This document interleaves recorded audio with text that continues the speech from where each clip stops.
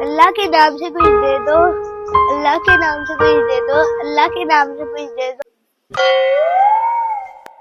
ओ बाजी अल्लाह के नाम पे कुछ दे दो इस गरीब को। ना घर में आटा, ना घर में चावल, ना घर में दाल, कुछ है ही नहीं है घर में। तो मैं आपको डालूं क्या? डालने के लिए कुछ बचा ही नहीं है घर में। और बाजी घर में कुछ भी नहीं है डालने को? जी कुछ भी नहीं है डालने को, कुछ भी नहीं। कुछ भी नहीं है? जी कुछ भी नहीं है।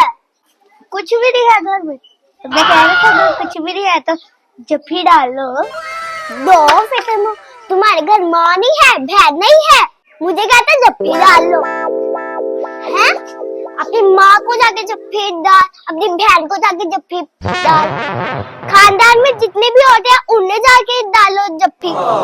मुझे क्यों डालनी है? रुको जरा तुम। ओहो बाबा क्या बात होगी, ये औरत आपसे क्यों लड़ रही है? ओ भाई मैं अभी तुम्हें क्या बताऊं, मैंने इसको जफ्फी डालने का कहा, ये क्लेश डाल के बैठ गई।